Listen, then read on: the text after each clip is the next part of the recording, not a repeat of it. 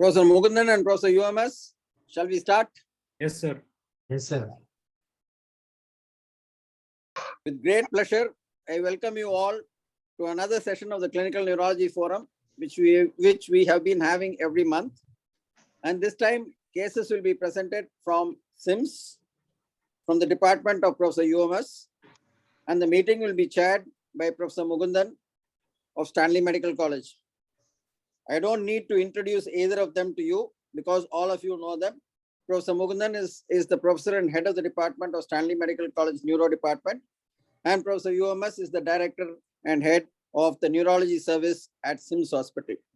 With that, I'll pass it over to Professor Mukundan to conduct the proceedings from now on. Professor Mukundan, please. And you or Professor UMS can introduce the speakers. Thank you. Thank you. Sir, good morning. First of all, I thank my teacher, Professor VN sir, for giving me this opportunity to chair this prestigious forum. And I welcome Professor UMS and his colleagues to this clinical neurology forum. I request Professor UMS to introduce his faculty and to start the first topics. Thank you. Thank you again. Even though Professor VN may not like it, I would still want to thank him for organizing such an activity on Sundays. It is a very enriching meeting, which unfortunately for the past couple of months at more, I have not been able to attend due to various other commitments, and I have sorely missed this. It will be, it's our pleasure to be presenting cases and inviting discussion on some of these, on all of these cases. We have our full team here. Dr. Ritesh Nair is the intervention stroke specialist in SIMS.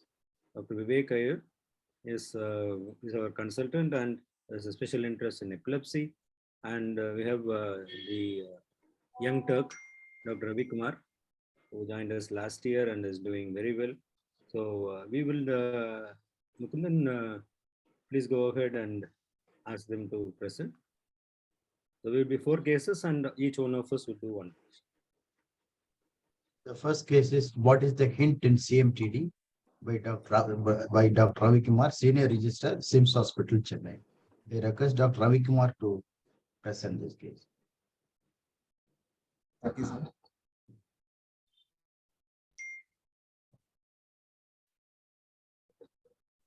Is my screen visible, sir? Yes, Ravi. Good morning, sir. I thank all senior neurologists for providing this opportunity. Today, my talk is regarding what is the hint in CMTD. 16-year-old boy presented with complaints of difficulty in walking for past 3 years. 16-year-old male was apparently normal till 3 years before when he noticed gradual onset progressive difficulty while walking in the form of slippage of slippers from both the legs. There was no difficulty in inserting the foot into the slipper. He noticed he was not able to grip the slippers firmly, and he was aware when it slipped away from his feet. Over a period of 3 years, his walking became worse. He had to lift his thighs at a higher level from the ground to walk properly. He did not sustain a fall front or backwards. He was able to feel the feeling of clothes equally on both the sides and was able to differentiate hot and cold sensation on both sides equally. There was no history of difficulty in raising the arms above the shoulder, or gripping the objects in the hand, or difficulty in releasing the grip of objects. Ravi, you are breaking in between. Can you come closer to the mic and speak, please? In between, it's broken. Sure, sir, A little slower also would be good, Ravi. Yes, sir. Yes, sir. No history of difficulty in raising the arms above the shoulder, gripping the objects in the hand, difficulty in releasing the grip of objects. No history of difficulty in getting up from bed or turning from side to side. No history of bowel or bladder disturbances or excessive sweating. No history of seizures or altered behavior. No history of stiffness or plainness of limbs. No history of cranial nerve symptoms like devolution, drooping of eyelids, deviation of angle of mouth, hard of hearing, difficulty in swallowing or hoarseness of voice. No history of twitching of limbs or difficulty in releasing the grip of objects.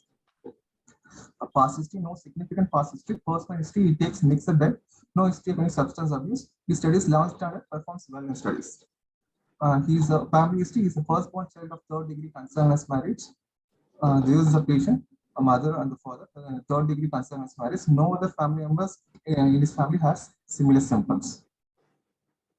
On examination, it was conscious oriented. MMSC was 28 out of 30. No neurocutaneous markers were seen. No alopecia, no curly hair, no kyphoscoliosis, no skin hypopigmentation or hyperpigmentation was seen. No fasciculations, no follicular. A bit slower, Ravi. A bit slower, please. Yes. Speech was normal. Cranial nerves were normal. Spinal motor system and the bulk, wasting of distal leg and foot muscles was seen. In the tone was reduced distally in both lower limbs. Power, bilateral upper limb, proximal and distal power was 5/5.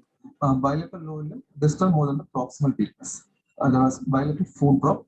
Deep tendon reflexes, supinator jerk and ankle jerk were absent bilaterally. Other deep tendon reflexes like bicep jerk, tricep jerk and knee jerk are diminished. Plantar, bilateral flexor, no group myotonia or percussion myotonia was seen. There is a picture showing the wasting of distal leg muscles and the foot muscles. Here we can see the wasting in the foot muscles. Slowly. Keep the picture on so people can see, Ravi. Still have time. So, okay. Here we can see the wasting in the foot muscles. Here we can see the pescaris and hammer toes. And here we can see the wasting of interdistal groove muscles in the hands. Sensory system was normal, Brombox was negative. Cerebellum, no incoordination. Gait, there was a high stepping gait.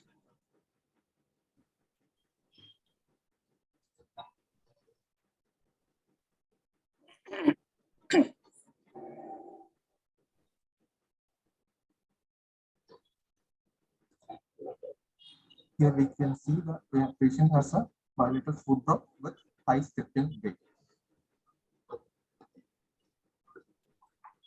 Investigations, complete blood count was within normal limits. RFK and LFK are within normal limits. CPK was elevated 1920. Thyroid profile was normal. Here is the nerve conduction study, which shows a prolonged distal motor latency in the upper limbs. The nerve conduction are normal. This is the lower limbs. The nerve conduction velocity are prolonged in the lower limbs, and the latency is also prolonged in the lower limb nerves. Since these sensory nerve conduction snap, where the motor latency and the nerve conduction are within normal limits. And there is a case study which was completely absent in both the lower limbs. So nerve conduction study showed motor demyelinating polyneuropathy of lower limbs more than the upper limbs. We did nerve biopsy, peroneal nerve biopsy, which showed moderate loss of myelinated fibers. There were numerous regenerating clusters and secondary demyelination was seen. There was no on bulk formation. The final given as per the biopsy report was the hereditary neuropathy, CMP1 of left peroneum. Summary: 16-year-old male born of third degree consanguineous marriage had complaints of gradual onset progressive difficulty in walking and history of slippage of slippers for past years. On examination, he has wasting of distal leg muscles with bilateral foot drop. NC showed a demyelinating polyneuropathy. No biopsy suggestive of demyelination. So, what could be the probable diagnosis? You already given the finding.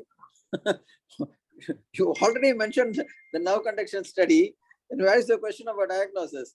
The clinical features are that of I mean, if somebody else wants to discuss, let them discuss. Otherwise, I shall discuss. Yes, sir, we are waiting for other members to discuss. Only See, one you thing, should sir. have asked May this. Vijayan, sir, only Vijayan, one thing. please. The striking point was that nerve conduction velocity in both the peroneal nerves or tibial nerves are exactly the same, 33 millimeters per second, centimeters per second. Yeah, that was very striking. Ravi, go And back that- and show. Yes, sir. That was that nerve conduction was nice. very striking. Very nicely done nerve conduction. That this is the clue, I think, to CMT, sir. Very nice. Yeah, we can discuss one by one. If you started with the nerve conduction features, Sir. nerve conduction features, the symmetricity suggests that this is an inherited neuropathy rather than an acquired neuropathy. Yes, sir. And here also you find a difference in the CMAPs. You can see that the CMAPs are distinctly lower in the peroneal compared to the posterior tibials. Again, suggesting that the peroneal nerve is much more involved than the posterior tibial nerves. Of course, the upper limbs being normal and the F waves being absent does not contribute much, except to say that with the distal latency being prolonged and F waves being absent, it suggests that there is a demyelination right through from distal to proximal. So from the nerve conduction study, what we can infer is it's a likely an inherited neuropathy, the peroneal nerves being more involved than the tibial nerves, and this is likely to be a diffuse demyelination rather than a segmental demyelination. So that is from the nerve conduction study. Yes, sir. Diffuse demyelination, that's striking symmetricity. Yes, that's what. Suggested. Yes, that symmetricity is telling us that it is an inherited neuropathy. Yes, Already he has presented features of nerve conduction, nerve biopsy also. So, I mean, diagnosis is quite simple. It is CMT1 being a demyelinating. It is CMT1. The only clinical point which I wanted to say was he does not have any sensory involvement. Am I right, Ravi? No sensory finding. Ravi, you should have. He does not have a sensory finding. Am I right? Yes, sir. No sensory findings, sir. And your sensory conduction nerves also seem to be evoking potentials, right? Snaps were also normal, sir. Yeah. So at that point of time, just discussing on the clinical basis. On the clinical basis where there is no sensory involvement with a distal involvement, it could be motor neuropathy. You could be a distal myopathy. It could also be an anterior onset disease. But the point to note here is the absence of ankle jerks. That's an important point here. It is mentioned that the supinator and the ankle jerks are absent, which goes more in favor of HMSN, or here it's a motor neuropathy because there is no sensory involvement. So all put together with the nerve conduction study and with the biopsy, it's very clear that this is a CMT1, that is a demyelinating type of shock artery tooth disease. This would be my conclusion. Ravi, then you can take suggestions from others also. Just to complement what you said, the absence of a conduction block in the nerve conduction also means as in just complementing, sir. You told it nicely. Yeah, suggesting it's a diffuse rather than a segmental. Than a segmental. Yeah. Yes. Yes. I think this is a textbook description of a nerve conduction study of CMT, no, sir. Vijayan, Congratulate Vijayan. whoever did that nerve conduction study. I am yet to do Vijayan. one like this. So, Vijayan, Sir. it is a textbook description of not only the nerve conduction study, but the clinical features, the findings, the projected wasting, everything goes in favor of a clinical, textbook description of the CMT1. Yes, sir. But clinical, anybody, this nerve conduction study, I'm really point, very no, sir. beautiful. There is one point, no, sir. The CPK was 1920. Okay, noted. Sir, did he have toe clawing? On one side, he had prominently. So the And another feature, not necessarily that is going against it, the biopsy does not show any onion bulb appearance. Am I right? It did not show. Yes, sir. Sir, it showed only demyelination, no remyelination. Correct. So probably it's not not at chronic enough to show demyelination and remyelination. Early stages. Yeah. So the legs also, Ravi, again? Yeah, reasonably preserved, yes. Yeah, I can see that toe clawing in the lateral. Yes.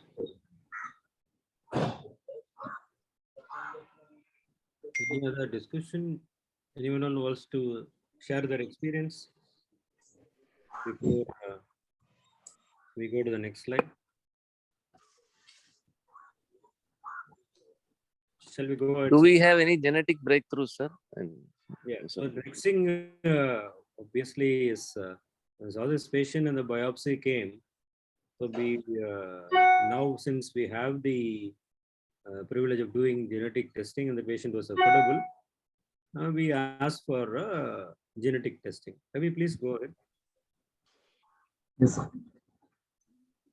Since he was young male, we also thought it could be a CMTD, sir. We did genetic testing, which showed hint one gene that was causing a disease, neuromyotonia and axonal neuropathy autosomal recessive. Then we went to Ravi, at this point, was a PMP 22 done? So it was done, sir. It was negative. What was the result? Negative, sir. Sir, are there any siblings? no symptoms in the No, he's asking about the pedigree chart. If you want to show the pedigree chart. Siblings, sir. Did he have any siblings? Pedigree chart again. Yes, Ravi. sir. Yes, sir. One, Does he have any siblings? Yeah. Yeah, So he one has younger one sister. yes, sir. There's a The patient.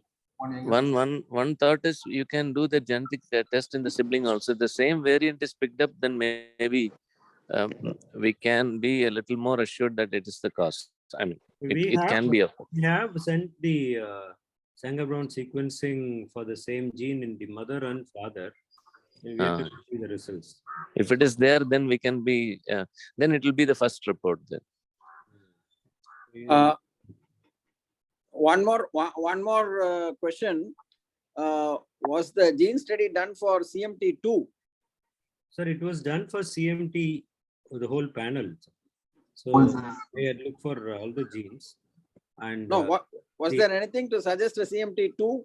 No, sir. Even though clinically it is a CMT1. The no biopsy showed was also. Yeah, no.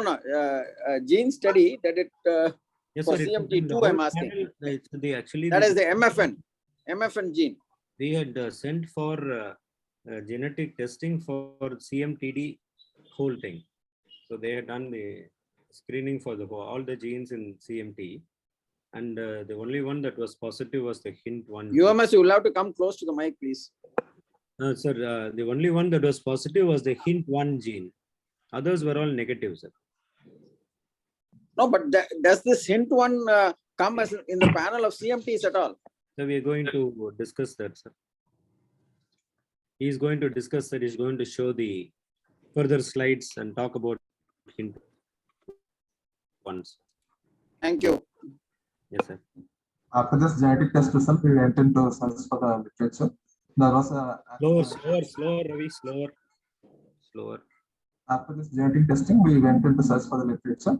There was an entity like axonal neuropathy with Ravi, you will have to come closer, Ravi. Again, you are at a distance. You are heard from a distance. Yes, sir. Sure.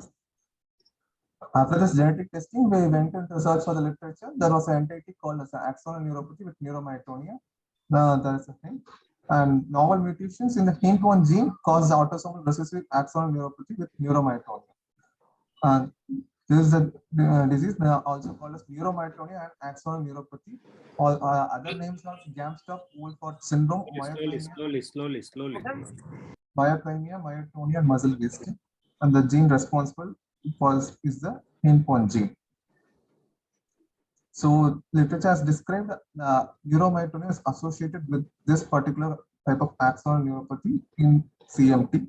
So we did needle EMG. We did needle EMG primarily to look for the myotonic discharges.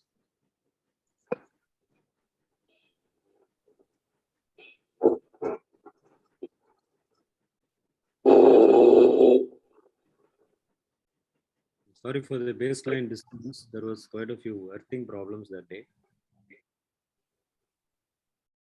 So we could see the diving bomber sound in the EMG. So I'm sorry we didn't capture it that well, but there were definite myotonic discharges that came in. And this were like neuromyotonia. And there were also some complex repetitive discharges lasting about 10 to 20 milliseconds or sometimes even 50 milliseconds. Sir, I think it was captured well, no, sir? Similar morphology, We got more than 3. Yeah. actually better. I think if we go through that, we actually got a little better discharges also, but some failed to record on that day. I take it that there was no continuous muscle fiber activity. No, sir. No, sir. Yeah, No. that is important. No, sir. Okay. No, I said. So it was only myotonic discharges and complex repetitive discharges. Yes, sir. And neurogenic. Probably non-specific. Yes, sir. Myotonic discharges, we did to look for the myotonia after we had the genetic testings. Yeah, So, clinically no myotonia. Even no, after that, we tested no clinical yes, myotonia. yeah, again, we have tested. Again, even yesterday, Dr. Vikumar had examined, and there's no myotonia. No action, no percussion myotonia. No myotonia, no myotonic also. Yes. This is regarding the autosomal recessive axonal neuropathy with neuromyotonia, a rare form of inherited peripheral neuropathy caused with mutation in the HINT1 gene. It is inherited in autosomal recessive pattern. Other names are neuromyotonia and axonal neuropathy. Autosomal recessive Nearer, Ravi, nearer. Autosomal recessive Charcot-Marie-Tooth disease type 2 with neuromyotonia, Gamstorp-Olford syndrome, myokymia, myotonia, and muscle wasting. What is HINT1? HINT1 is histidine triad nucleotide binding protein 1, which is a globular protein of 13.7 kilodalton that acts as a homodimer and binds purine nucleosides and nucleotides. HINT1 hydrolyzes the amino acid adenylates, intermediary products of transfer RNA with their amino acids by amino acid transfer RNA synthetase enzyme. By hydrolysis of the amino acid adenylate intermediates, HINT1 protein mediates amino acid transfer RNA synthetase activity and influence the overall level of transfer RNA amino acylation. So this recessive mutation in gene encoding the HINT1 is shown to cause motor predominant Charcot-Marie-Tooth neuropathy called as neuromyotonia with axonal neuropathy. Clinical features of neuromyotonia with axonal neuropathy. Motor greater than sensory polyneuropathy with an onset mostly in the first decade of life. Action neuromyotonia more pronounced in the hands. Neuromyotonic or myoclonic discharges in EMG. Most common complaints or symptoms from the patients were distal lower limb weakness with gait impairment, combined with muscle stiffness, fasciculations, and cramps in the hands and legs. Upper limbs become involved later in the disease course, usually in the first or the second decade. Cough and intrinsic muscle wasting is almost always observed to a variable degree. Neuromyotonia is present in 70 to 80% of patients and is a diagnostic hallmark. It is characterized by spontaneous muscular activity at rest, myokymia, impaired muscle relaxation, myotonia, and contractions of the hands and feet. Contraction velocities of motor and sensory fibers are nearly normal, while the amplitudes of the CMAP or SNAP are decreased. Electrophysiology of neuromyotonia with axonal neuropathy. Needle EMG often displays neuromyotonic discharges occurring spontaneously or provoked by needle movement or muscle contraction. Characterized by high frequency, 150 to 200 Hz, decrementing repetitive discharges of a single motor unit with motor unit action potential morphology. Myotonic discharges representing rhythmic group discharges of the same motor unit are also observed. The firing frequency within the burst is 2 to 60 Hz, followed by a short period up to a few seconds of silence and then a recurrence of burst at regular intervals. What is unique in this case?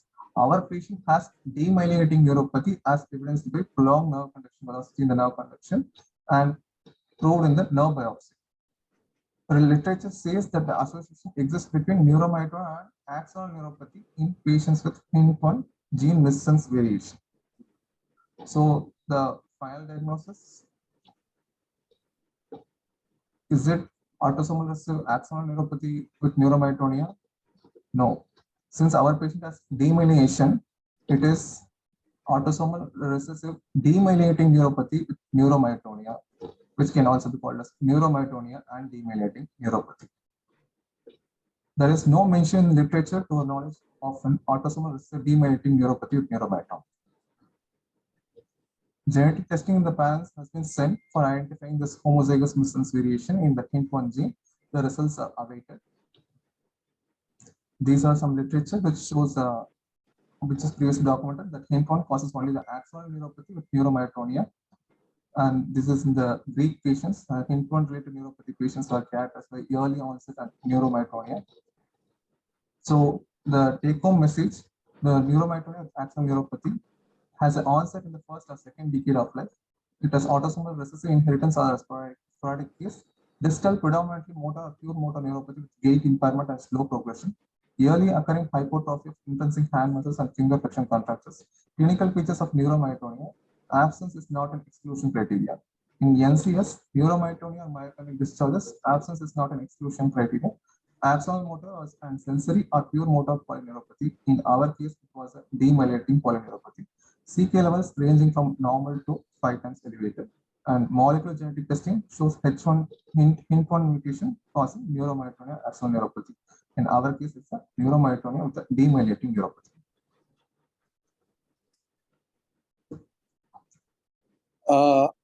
Ravi, in the EMG, what about fibrillations and positive sharp waves? He didn't have, sir. So there is okay. There are Yeah. some features are not present. There is no feature suggestive of an acute axonal involvement. I mean, acute neuropathy feature, neurogenic features, whereas it does show chronic neurogenic features in the form of competitive repetitive discharges and neuromyotonia. That is one. Of course, the conduction showed and incomplete interference and suggestive of a neuropathy. Agreed. Yes. Agreed. That's a suggestive of a neuropathy. Yes. And there is, of course, the biopsy also does not show chronicity. It only shows demyelination with no axonal, with no onion bulb appearance. And the conduction, of course, is more in favor of a demyelinative neuropathy, with one exception, that is the CMAP is grossly lowered in the peroneal nerves. Then you asked a question about why CPK. Now we come back to the question. I mean, I'm not saying it's a muscle involvement. Again, I would like to know why the CPK is elevated. So I think anything, Ravi, on it? Sir, I think that is the clue in this case. The point if we can take home could be that if you have what looks like a very classic CMTD and the CPK is elevated, it might be worthwhile looking for the hint 1 gene and look for neuromyotonia, do an EMG, because we don't normally do an EMG in a patient who has a typical. Yeah, right. Are we suggesting that there is a myopathy as well? I think the competitive repetitive discharges and the CPK being involved, are we saying it's a complex picture of a neuropathy as well as a myopathy? So the literature, there are only a handful of cases reported worldwide. Even from what has been reported, most of them have had an elevation of CPK, right, Ravi? Yes, sir. And that is because I think because of the underlying, maybe the myotonia. We don't know if there is a myopathy in addition, but there is definitely something to do with the hyperexcitability there inside. Yeah, but if we are talking only of neuromyotonia, yes, sir. Then usually in that that is the continuous muscle fiber activity causing it. Yes, sir. I don't think the CPK is elevated. Yes, sir. Yes, sir. Agreed. Sir, would a muscle MRI, would it have been of some help? The involvement was very distal now, Vijay. So, proximal, the quadriceps or the hip muscles had been involved, the MRI could have been more useful because it's Vijayan or UMS. Yes, sir. Okay, there is muscle wasting, there is muscle involvement. We already know that. Yes. Would an MRI be helpful to differentiate a muscle involvement because of a neuropathy or a myopathy? Both are showing to show involvement of the muscles. So maybe there may be a lot of fat deposition if it were to be a myopathy, but these are early stages. As we have already been discussing, it's an early stage. Yes, sir. Yes. How much is an MRI going to contribute, particularly with the distal involvement, as you said? The MRI in a myopathy at this stage would only show the selective involvement of muscles that may be seen in some of the myopathies. That might be the only usefulness of it. The pathology wise, I think an evolving disease, we may not make much of a difference. Does anyone else here have an opinion Any ideas? Because we thought this is a very rare case. That, as usual, this was a mid-genome diagnosis, not a No, this is a genetically diagnosed case. Yes. Clinical as What I the said, group sir. has come only from the genes. Yes, sir. That's what exactly what I meant, sir. I call these the mid-genome diagnosis. The clinical diagnosis was CMTD done with, but this now we know that the CMTD spectrum has expanded. There are other genes also coming in. So if there are additional features like if clinically the patient has a little myotonia, if there is an elevated CPK, it might be worthwhile to look for this. Because these were primarily reported in Greek families, European families. I don't think there is any report of an Indian family with RNNM, even RNNM. I don't think it has been reported here. I stand corrected if somebody has knowledge of it. Especially ARDN has not been reported in literature anywhere globally. I would like to know from others. We have not been doing genetic studies, so there's no point in asking about genetic studies. But we have seen cases of axonal type of CMT, CMT2. How many of us, I don't know how many proceeded with an extended EMG, how many of us have encountered this neuromyotonia in those cases of axonal CMTs? Anybody has anything to comment on that? Sir, I think we also have Dr. Jacob George in the audience. Yeah, Jacob, anybody can comment, please. Jacob. Yes, sir. No experience with this, sir. Okay. I don't remember having seen a CMT case with elevated CPK. Oh, okay. No, Jacob, mean- have you seen a CMT case where the EMG has shown neuromyotonia? No, sir. Routinely we don't do EMGs for CMTs. That is what I was asking. The problem is we have not done Yes. EMGs. It was because the genetic testing suggested into one. We went through the literature and then did the EMG. I don't think I have never done a EMG in a patient with a straightforward CMT. And this was done because the family were also very keen to know why this happened. As a young boy, so very helpful family. So we did the genetic testing. I think this is an eye opener, sir, that we should do needle EMG for all patients. How about the pediatric neurologists? Any experience with CMT2 and EMGs? Ramakrishnan is. Sir, no experience, sir. We generally don't do EMG in children with or even in adults with hereditary neuropathy, sir. What I learned in this case is that we must actively look for myotonia and also do CPK, which we may not even do CPK if the patient has a straightforward neuropathy clinically. Well, I have not done in many patients who had typically CMTD. Why do a CPK? So I think these might be little clues if you want to look for the entities. That's right. One more question. Does the outcome depend on the finding? So the course we do not know because there is the long-term, the disease entity itself is short thing. But from what we have learned and as the literature, as what Dr. Ravi has so eloquently shown, it seems to be a slowly progressing disease. And even this boy is not disabled. He is doing very well. He has no complaints as such. Yeah, generally that is the course in CMTs earlier, at least, even if it's an axonal one. Yeah, they tend to progress a little more. But we'll have to see over the next 10, 20 years. But the defined cases are also not that old for us to come to a conclusion or learn from them. So I think we'll have to watch this boy and see how he goes. Sir, one more thing. What Sir Jayakumar from Madurai taught us, that we should auscultate the muscle and all. And later on, he also taught us that we should do ultrasound of the muscle. Would that have been of help in this patient? I don't know. This is retrospective, Vijayan. Yes, sir. This is retrospectively we are Professor talking. Jayakumar always used to insist, sir, that you should auscultate the muscle. You should auscultate. Yeah. In which condition? When do you auscultate? Any case of myopathy, wasting, he said you should auscultate the muscle. And then Here it was a CMT. So, well, clinically it was a clear-cut CMT. Clear-cut CMT. The only point is, henceforth, in all CMTs, should we do genetic testing or should we do a EMG as well? That would be what We we should should. do both. We should do both. A CPK and maybe an EMG of the EDB at least would be good ideas. No, more than that, if it is possible, I think gene testing would be more welcome, isn't it? More Sir, specific and definitive. Now, yes, sir. In fact, now as in myopathy, I have a doctor who has a CMTD. She straight away wanted only genetic testing, not now biopsy.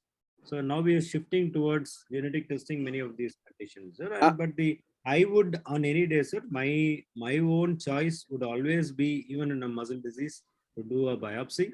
I can look for any inflammation at all, anything that is treatable, rather than doing a genetic.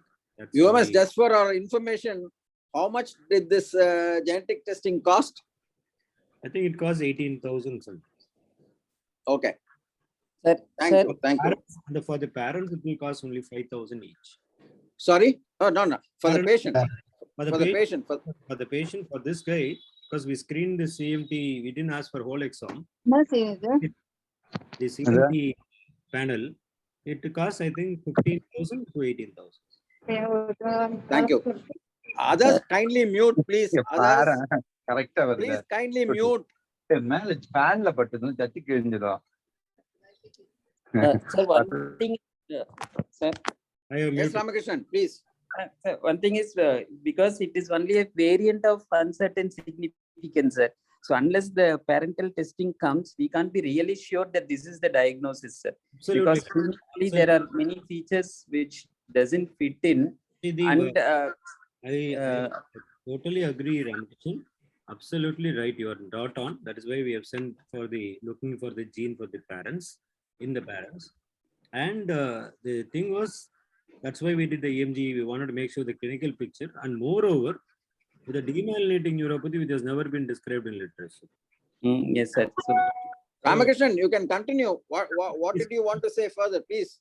Yes, sir. Because, for example, sir, if there's a variant of uncertain significance, whether to say it is pathogenic or not, it depends on too many things, sir. Once we have to do the parental screening to really see if they are having it. If they have, then probably an autosomal recessive, it is okay, sir. If it is an autosomal dominant condition, then it is still a variant of uncertain significance only, sir. We can't base the diagnosis based on this genetic finding alone. Second one is there are one thing called in silico that predictions, sir, whether this test is really significant, and clinical and phenotype correlations, sir. That is backward from the genotype. We have to see the phenotype and see whether it fits in. Probably clinically also it is not fitting in, sir. So unless the parental screening comes positive, we can't be really sure that this is the diagnosis, sir. Because with genetic test, so many times we will get this variant of uncertain significance. So, if I may ask, so I would say final diagnosis. Wait for the results, sir. If I may ask, Ramakrishnan, why do you think it is not clinically fitting in? Yeah, that was my question also. Yes. So clinically, if we see that for the variant, it is mainly an axonal neuropathy. The patient will have neuromyotonia, sir. Here, what we had is predominantly a demyelinating neuropathy, and we haven't demonstrated neuromyotonia also, sir. It is there. On EMG, it is there. That's what we showed. Neuromyotonia on EMG is definitely there. That's what we said. We said after we got the genetic diagnosis, we went ahead and did the EMG. The EMG did show neuromyotonia. There are definite myotonic. Okay, sir. Of unknown significance is accepted, that is taken. Yes, we need to show that. But clinically, I think it fits. Clinically, I think it fits. Sir, can I talk, sir? So what they do in genetics, Ramakrishnan is very right. But what they do is that they look for their database, the OMIM and other database, and look for diseases that have been defined. Like if you have LR2 mutation in Parkinson, does this gene have this specific phenotype that has been described over time by many other researchers? So in that setting, that's why when we send the gene with the reports, everything, because it is demyelinating, they have mentioned that it is of uncertain. We have noted it as uncertain significance because the database does not have a case like this. But that is why we have sent testing in the parents. And if it comes positive in the parents, then it is very likely to be of very significant. Is that right, Ravi? Is that how the report came? That's what they mentioned. So mostly when they say uncertain significance, it means that the genotype phenotype correlation that they have on the database based on many other, the OMIM is one of the databases, and now they have scores. And I'm not a geneticist and I'm not really good at genetics, but there are scores that can tell us whether it is significant. So that is the way it is done, sir. So that uncertain significance will become significant if we do demonstrate it in the family. And that yes, is sir. Either in the sibling or in the parents. If it is there, then it becomes definitely of significance. No doubt about it. Correct. I think we close this first case, sir. I thank Dr. Ravi Kumar for the interesting case and for UMS for the case discussion. We'll wait for the parental genetic testing. The second case is an unusual presentation of cryptococcal meningitis by Dr. Vivek Iyer, consultant neurologist, SIMS Hospital. Vivek Iyer, you can start.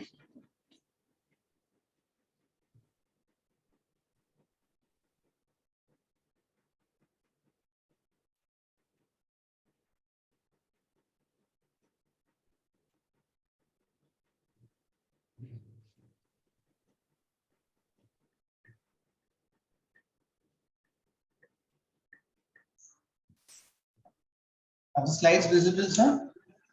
Yes, Yeah. yes. Yes, sir. So, good afternoon to all of you. So, I'll be presenting an unique case of cryptococcal meningitis.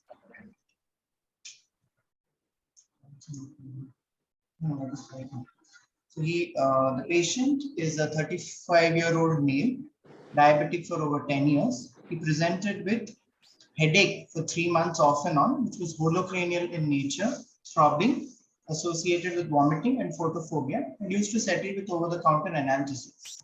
Recently, family noticed that there was worsening of headache for last 2 weeks, daily episodes of headache of the similar nature, which used to disturb his sleep. Over the last 1 week, he was found to be altered and has reduced responsiveness. There was no history of seizures. He was evaluated outside. The CT brain was reported to be normal, and he had very high sugars, more than 500. So was treated for diabetic ketoacidosis. There was no improvement noted in the sensorium. There was no history of fever as well, and he was shifted here for further management. On examination, he was drowsy, arousable, with a GCS of 13/15, incoherent speech with marked photophobia. Pupils were normally reacting to light. Extraocular movements were normal. The fundi were normal. There was evidence of neck stiffness and meningeal inflammatory signs were present, and the plantar response was equivocal. On investigations, the SbA1c was 13.9, suggesting an uncontrolled diabetes. Sodium was low, marginally low, 125. The rest of the blood investigations and the viral markers, the HIV, or the ELISA, hepatitis B antigen, and the HCV were negative. So when we went ahead and did the MRI, so this patient had inflammation, bile inflammation in the cerebellar region, parietal region, and around the brainstem. And this was most visible on post-contrast FLAIR images and in the medial frontal region also, consistent with meningitis. CSF analysis showed that the proteins were high, 123 milligram per deciliter. Sugars were low, 77. There were 81 WBCs per high power field with lymphocyte predominance. The meningoencephalitis panel, it was actually a meningoencephalitis panel, which was a multiplex PCR. In that, even the cryptococcal PCR was negative. The AFB spear and the KOH mount were negative. Gram stain showed plenty of pus cells, no organisms were isolated, and the gene expert for Mycobacterium tuberculosis was negative. So considering that he had a subacute history and there was a lymphocytic meningitis with low CSF sugar on a background of uncontrolled diabetes, we started on empirical ATD with steroids. On the third day, we got a call from the microbiology lab that we have cryptococcus, which is isolated in the CSF culture. India Inc. could not be sent because they needed a fresh sample. So in the preserved sample, we sent the cryptococcal antigen, which was done by latex agglutination method, which was positive at 1:8 dilution, which is a low titer positivity. He stopped the ATT and he was started on conventional amphotericin B, 1 milligram per kg OD, and flucytosine 100 milligram per kg per day in 4 divided doses. The plan was to continue it for 4 weeks. So this was the creamy cryptococcal colonies isolated on culture in bird seed agar in the microbiology lab. He had hyponatremia secondary to SIADH, which was managed with fluid restriction and tolvaptan. With amphotericin, there was a fluctuating renal function trend to worsening. So when the creatinine went more than 2, we stopped amphotericin for 48 to 72 hours and then restarted it after creatinine reached 1.8 as per our nephrology team's advice. Liposomal amphotericin B for his weight would have cost close to 35 to 40,000 per day. And because of cost concerns, we stick to conventional amphotericin B after discussion with the family. The CD4 count was normal. He noted a significant symptom improvement over 2 weeks of amphotericin and flucytosine. CT brain done at 2 weeks showed no hydrocephalus. But during this stay, he had fever spikes. And because he was on a central venous catheter, we had sent a blood culture and catheter tip culture, which drew Acinetobacter, which was pan-sensitive. So he was on cotrimoxazole along with the antifungal therapy for 14 days. And he responded well. So the repeat CSF at 2 weeks showed elevated opening pressures of 25. The first time we didn't do a manometry. The sugars were 70. There was a decrease in proteins from 123 to 113. WBC count also came down to 50 cells. Cryptococcal antigen was still positive, but this time when we sent the CSF India in, it was negative, and the CSF culture after 72 hours was negative. So with this in the background and the patient expressed financial concerns, we discharged, and his sister was a staff nurse, so she said she'll continue the remaining dose at in her hospital. 5 days later, he presented to the emergency with holocranial throbbing headache, diplopia, periorbital pain, and vomiting. He was severely photophobic and had a left sixth nerve paresis on examination. There were no motor deficits noted. Confrontation revealed right hemianopia, and fundus examination revealed bilateral papillary. So when we went ahead with the MRI, so you can see that there is a T2 hyperintense signal along the optic tract extending into the lateral geniculate body. And there was evidence of papilledema, and this is seen on flare images. As the creatinine was high, we did not go ahead with the contrast, and we repeated the CSF and did a therapeutic drain of 30 ml. The CSF pressure was 26. There was an increase in proteins from 113 to 142.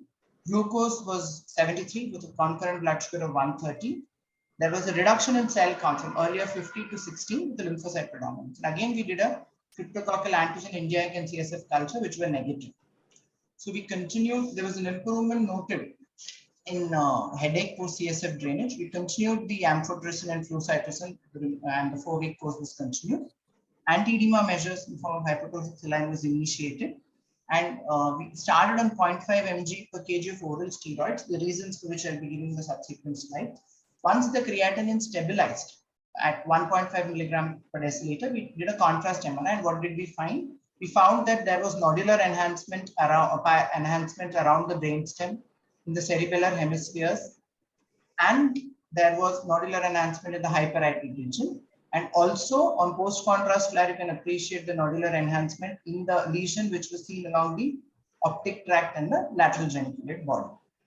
So after completion of 4 weeks of, so this is the picture.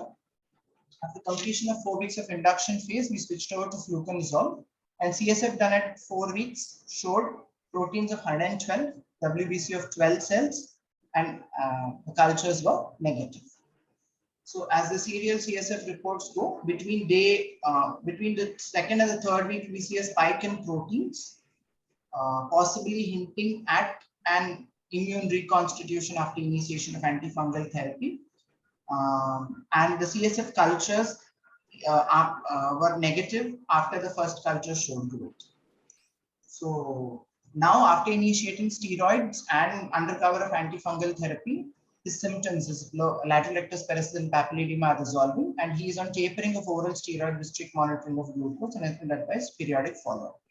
So in this case, there was a good response to antifungal therapy, but after that we saw clinical and radiological worsening.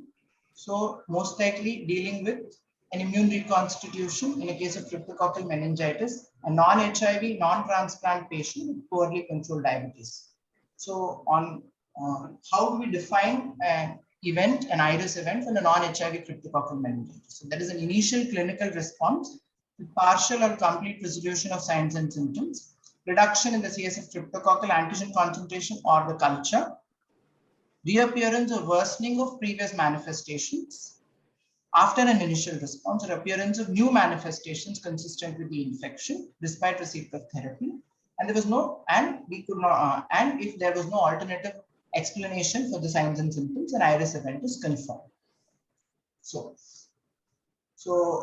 there is a difference. IRIS is usually reserved for an HIV positive patient, wherein in a setting of initiation of ART, there is immune reactivation and you get worsening of the lesion.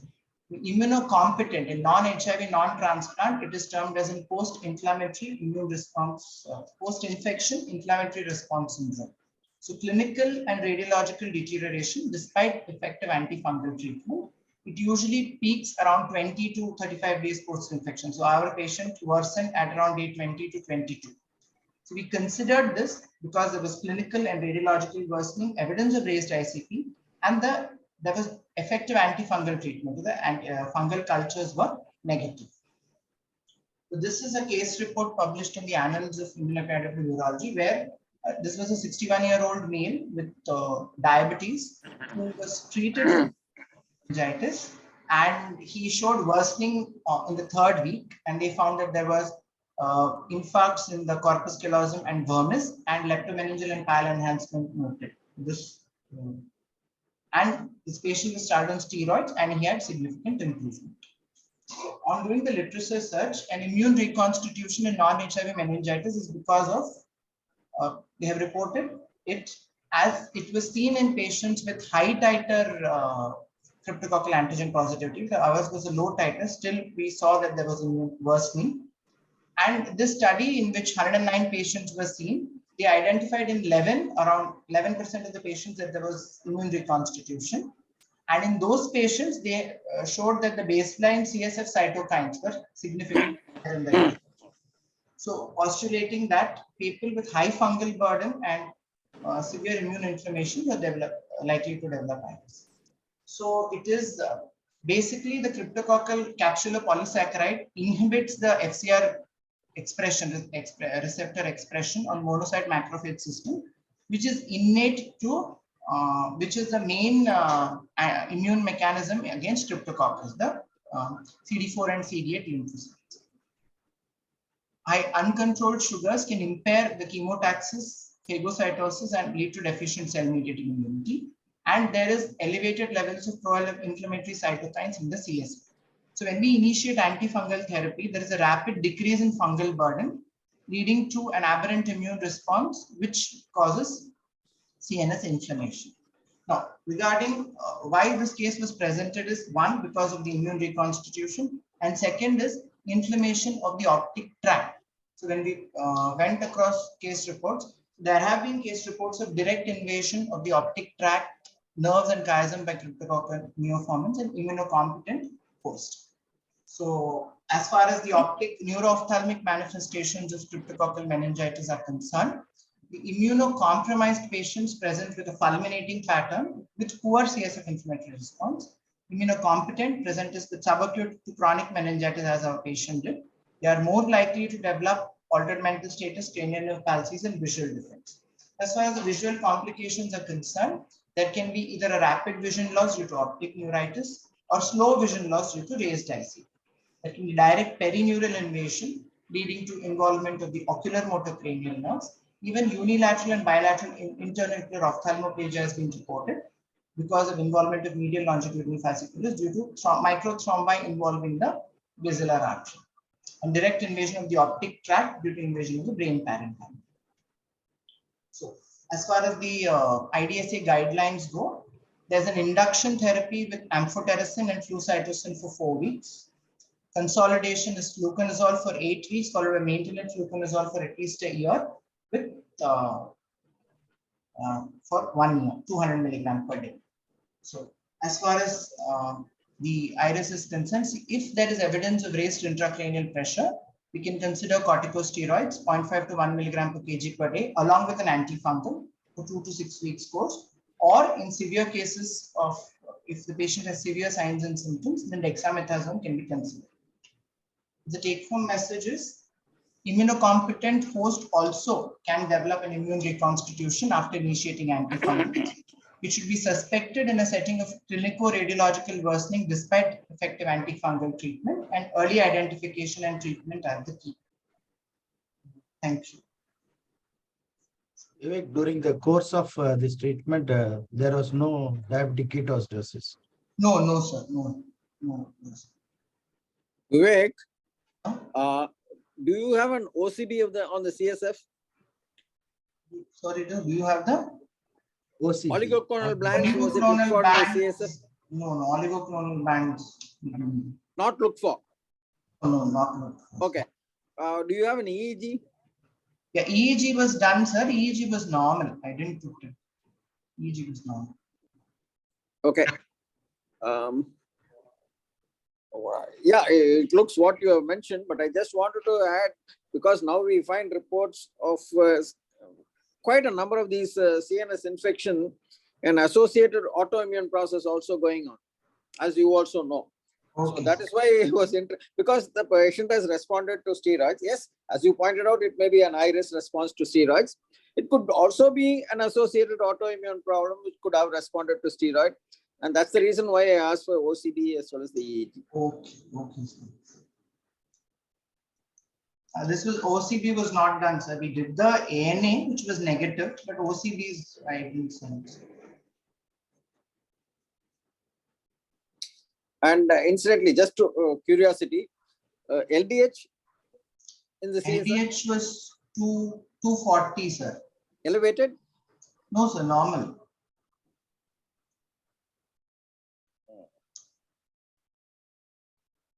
Okay. Thank you. Thank you. Any other questions? Anyone else has a comment? I am Dr. Mehinda from Madurai. Yes, sir. Yes, sir. This is a fantastic case which we see very commonly.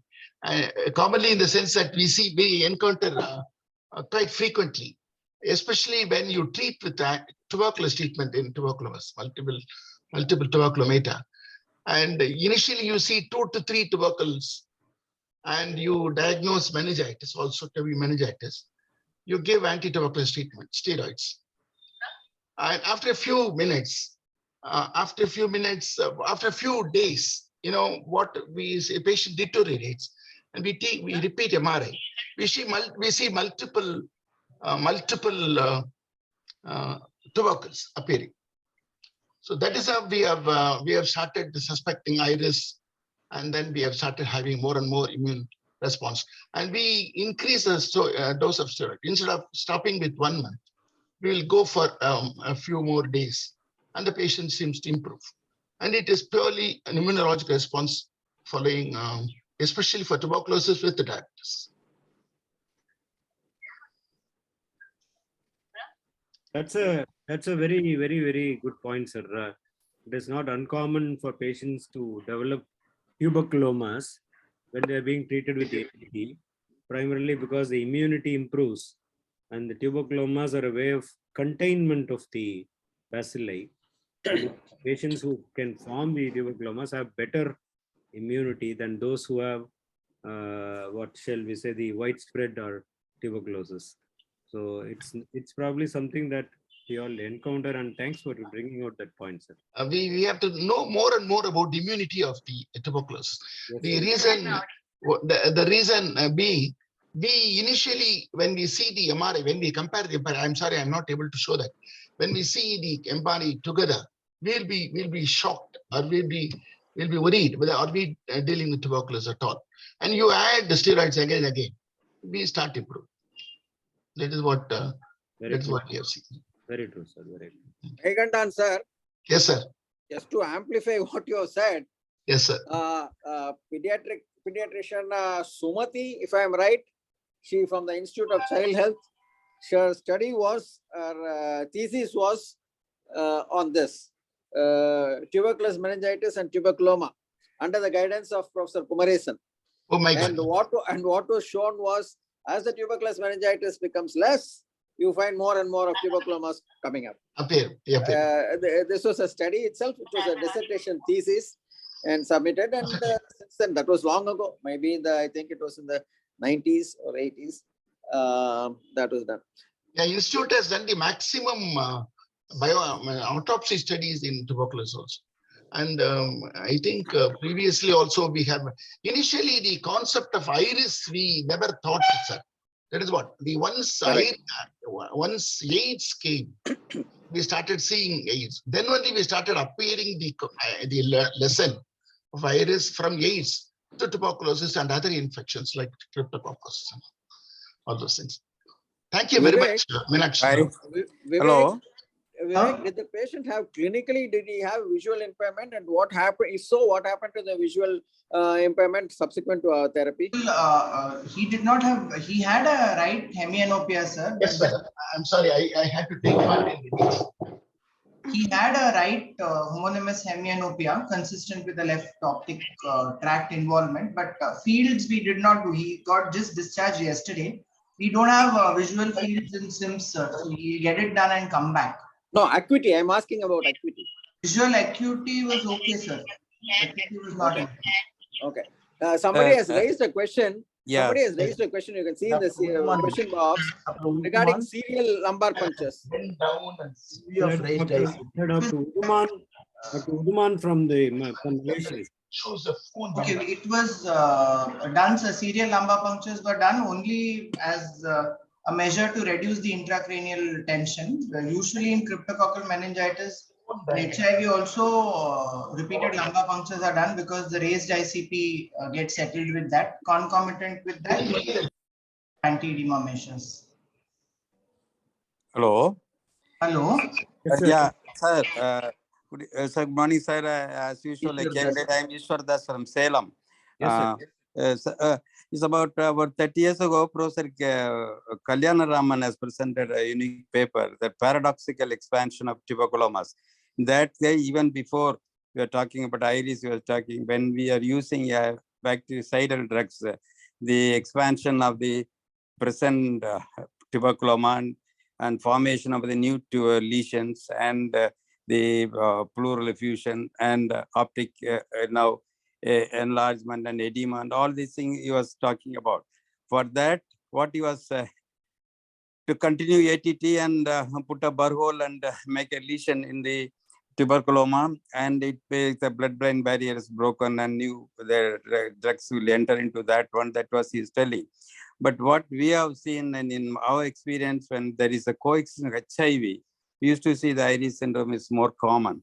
And in our practice, earlier we have seen quite a good number of patients with the tuberculoma appearing new lesions when on ATT. So even for 1 year, we are following these patients. Every time we took a CT or MRI, the lesion is persisting. But in course of time, they disappear because that's what is the Professor Kalyan Raman has published 30 years ago. At that time, we did not know about the iris. So, thank you. Thank you, sir. Yes, sir.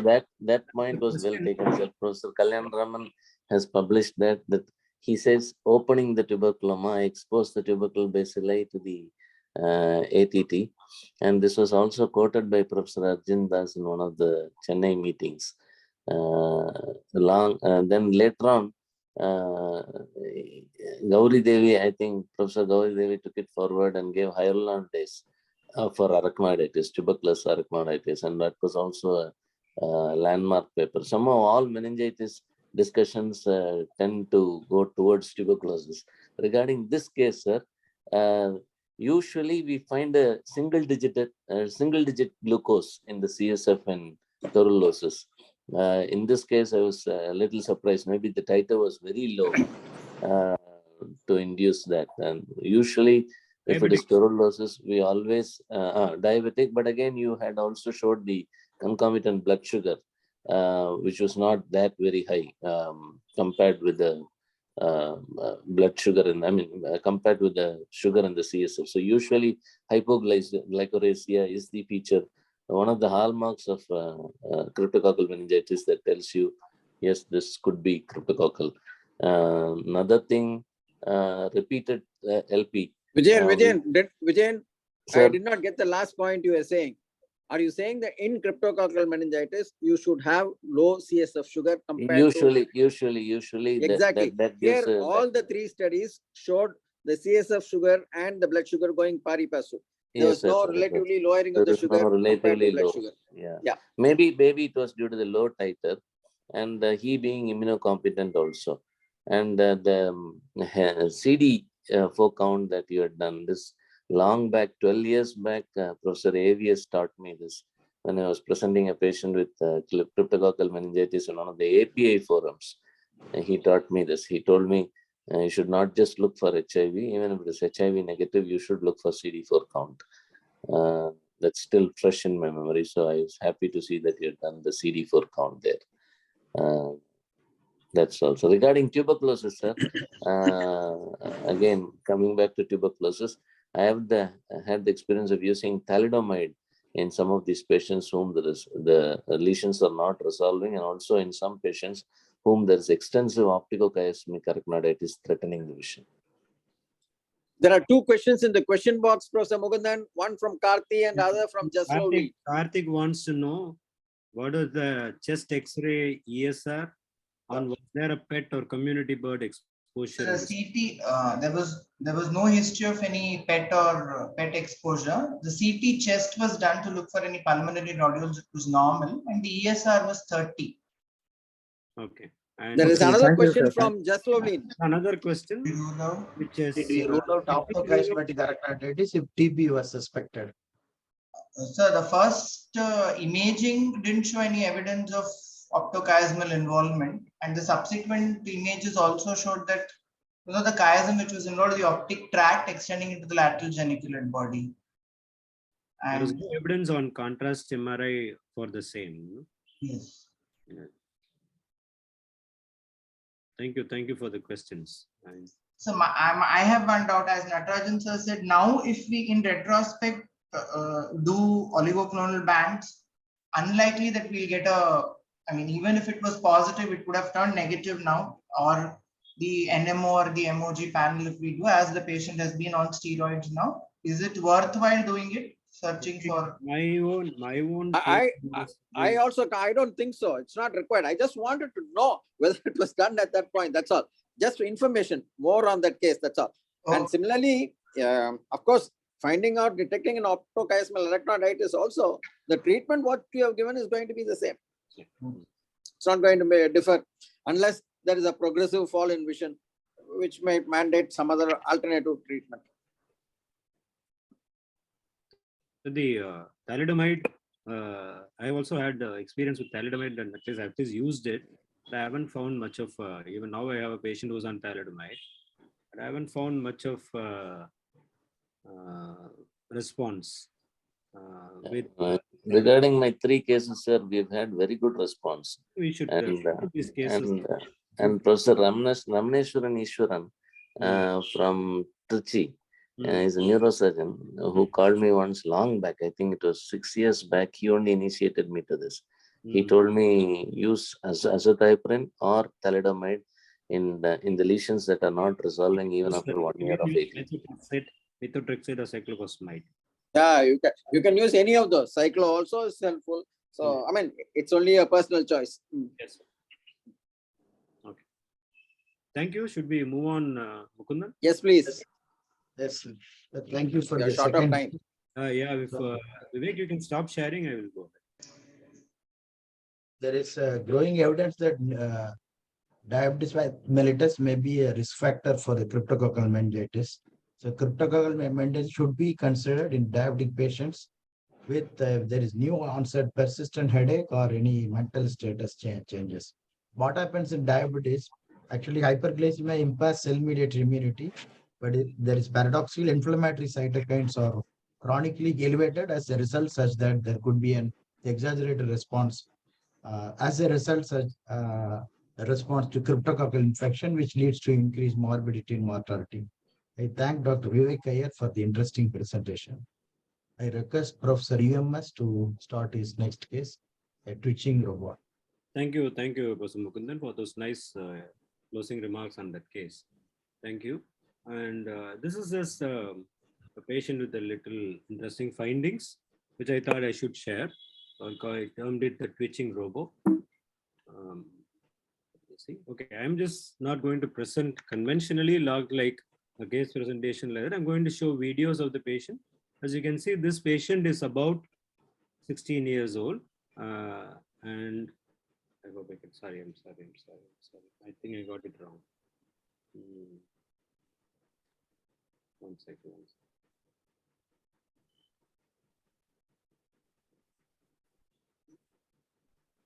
I would probably request Ritesh. Are you online? Ritesh? Yes, sir.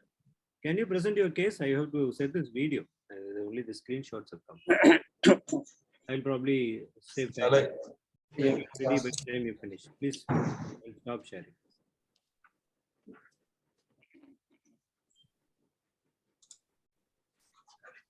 Shares. Start video. Share screen.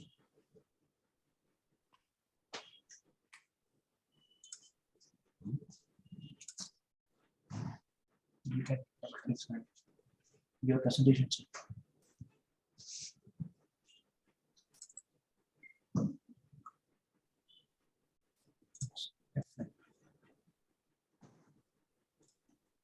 Okay.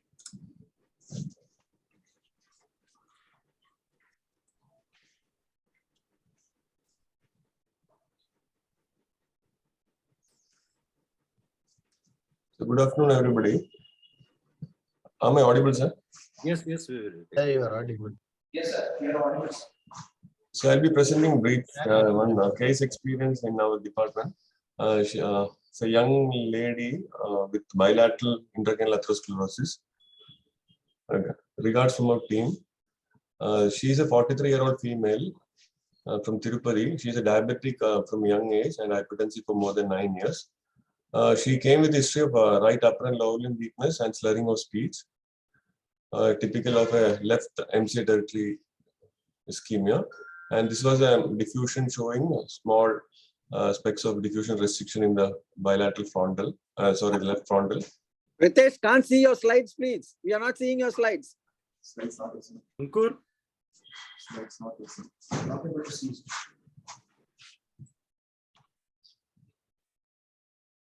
Stop sharing. You have to click and then play, Ankur. Do stop sharing and then I will share. Yeah, I think you can try again.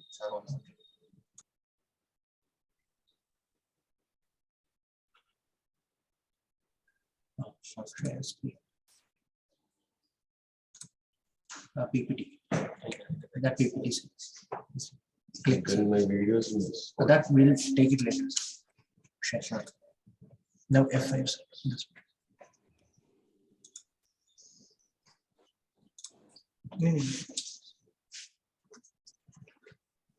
Yes, now we can see. Yeah. Oh, sorry, sir.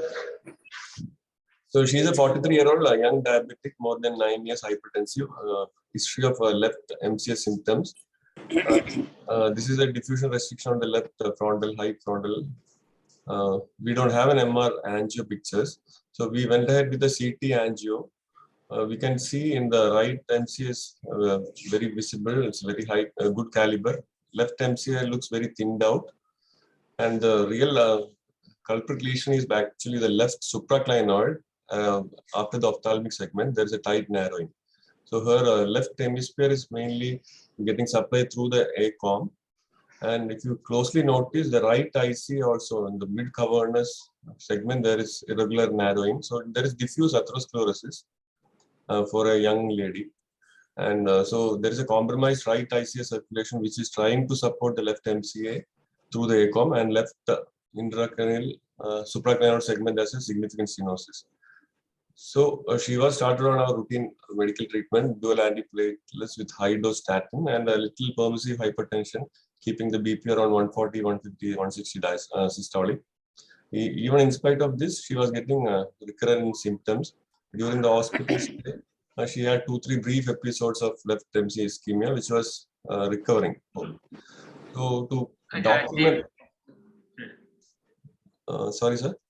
Nothing. Please go. Please. So to document the ongoing hypoperfusion, we decided to do a CT perfusion study. So this was the CT perfusion. That time we didn't have the rapid software. This was 1 year back. So these are the color mapping images. The first slide shows definitely there is CBV, the cerebral blood volume is relatively maintained, but there is reduced cerebral blood flow, and the mean transit time is definitely increased on the left hemisphere, even more in the high frontal and parietal region, which accounts for her symptoms. So, and she was having mild MRS was around 1. She was able to walk with support. There is a left coronal radiator infarct, and the diagnosis is a bilateral ICA disease. Right ICA proximal coveredness around 90%, and left ICA we can see it's a total occlusion in the supracranial segment. So the plan was we added on, because of the recurrent symptoms, we added on low molecular heparin. So we decided to do an angio after 10 doses of low molecular heparin plus dual antiplatelets with a permissive hypertension. This is an angiogram picture. In this image, what we are seeing is we are cannulating both the internal carotid at the same time with bilateral femoral puncture, and we do a simultaneous run of the right and the left. So this is how we define the circle of Willis. We can see the right ICA at this point. It's around mid cavernous. There's a tight narrowing, but there is a diffuse atherosclerosis proximal and distal to that. And the left ICA you can see is totally cut off at the level of ophthalmic, and there is a definite disconnect between the left supraclinoid and the left ICA terminus. And ACOM is supplying the left MCA, which we can see it's very faint and thin caliber. So this definitely explains a left MCA hypoperfusion and recurrent symptoms. So the options we given was already she is getting an optimal medical management with high dose statin and triple therapy. Second is an ST-MCA bypass, or we told the family we can do an endovascular revascularization with the backup of an ST-MCA bypass if it fails. So usually our team, we have a neurosurgery team which gives us the backup. Usually we discuss with the family. We take the patient usually for an endovascular, because it is a minimally invasive. We take the patients usually in the early hours, like 9 o'clock.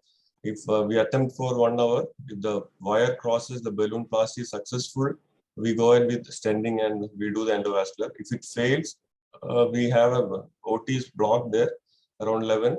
So Suresh Babu sir and team will be there to take the patient for an ST-MCA bypass. That was the plan. We had similar cases. Maybe this is our 13th case or 14th case.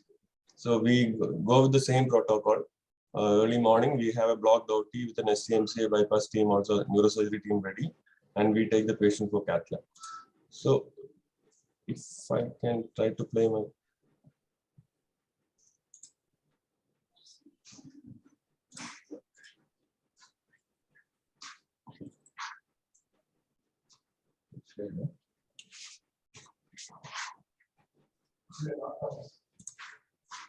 So I have to stop this, stop it and again start share screen.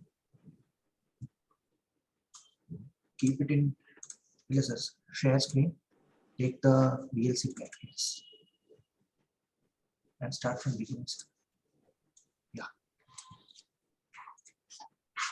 Sir, is it visible, sir? Yes. Okay. So it's a brief video, it's a 2 minutes video, just a compilation of how we do the procedure, sir.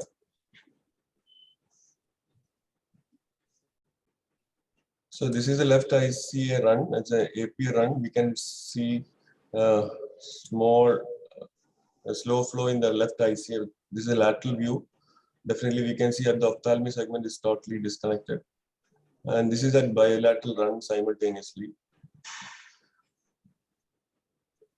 So I'll just pause. This is where we enter with the distal access catheter. We reach almost the distal petrous cavernous segment.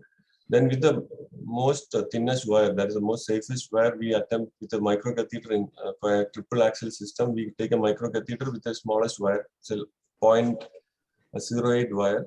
We try to cross this lesion. If it usually it's a partially collapsed vessel with no flow. So most of the time these wires are very thin, so it will be able to cross. And if it does, it happens in the first 10 minutes. Otherwise, we are going to fail. So this is a real.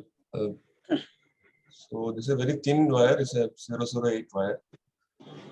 So here we could easily negotiate. So then we have to exchange this with a little thicker wire so that we can take a balloon. So these are the steps we have combined. So now we are taking a very small balloon. It's a 1.5 millimeter balloon, usually coronary balloon. And then we do a small plastic, which then we wait for 10 minutes.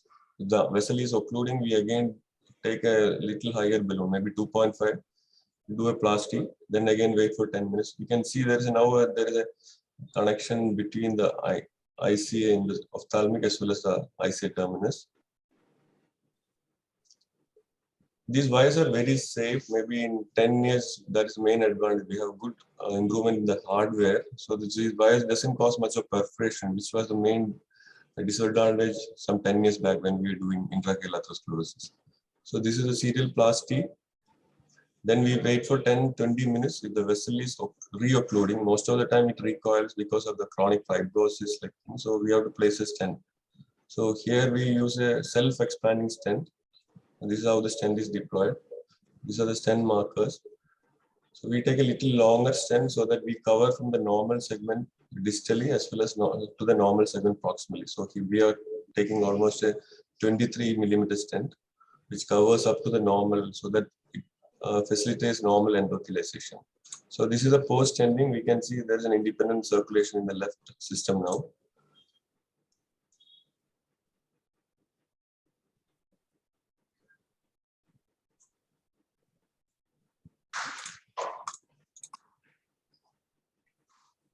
Stop again and start sharing the other ones. Stop sharing.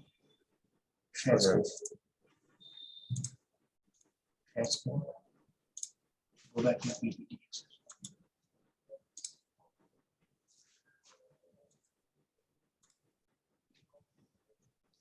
So we usually do the left side, which is a tough one. If it fails, we know we have to take the patient for STMC bypass.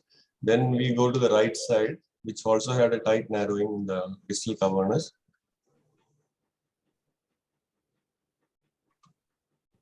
So that is relatively straightforward. We have to take the wire, we have the distal access catheter, then put a little longer coronary stent, which is relatively cheaper. So in these scenarios, just sharing this case was, there are minimally invasive approach to a total occlusion in the left ICA. Most of the time we can do this procedure within 6 weeks of the, maybe that is after the 6 weeks, this vessel may not be, you cannot track the wire because it totally goes for collapse and the wire will not negotiate. In those cases, we definitely tell the patient, the only option is an STMC bypass. So this patient had a relatively good recovery. This is a follow-up angiogram we did after 6 months. ICA looks recanalized and endothelialized. Now you can see even the right A1, the ACA segment is also filling through the left.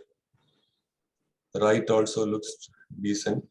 So she'll be continued on dual antiplatelets. After 3 months, we combine them to a single combined dose of clopidogrel, aspirin, and hydrostatic. It's a very brief case. Thank you for this opportunity. Ritesh, Yes, sorry. sir. What was the time gap or time lapse between the stroke and this procedure? So here, this was on, we did on the 15th day, sir, of second week. The stroke was on 9th or 11th of September, I believe. And we did the procedure on 24th or something. And what was the status of the collaterals, if I may ask you? So here the ischemia was because the opposite side was up, the right ICA was supporting and the left MCA territory through the anterior communicating artery. Yes. And unfortunately, the right IC also is diseased. There is a diffuse atherosclerosis with a critical. Yes. It was 90% there, and it was occlusion here in the left side. Am I right? Yes, yes, sir. Yes. So you went on to canalize the occluded side. Yes, sir. Because on the left side. So if it fails, we had a plan B of an STMC bypass. Yeah, I saw that. I saw that. So collaterals were maintained by the circulation from the right side. Yes, sir.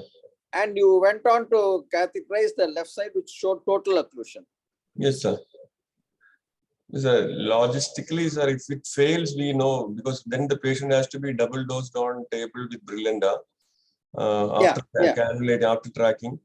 If the tough side, the left IC, totally occluded side fails, we usually we were planning to take the patient for STMC bypass and do the right IC disease, maybe a follow-up after 6 weeks or 2 months. So if we know if the left ICA fails, we have to transfer the patient to the OT. So that's why we did the first left ICA. Fortunately, we could pass the wire without much difficulty. And then we waited. If we, sorry, sir.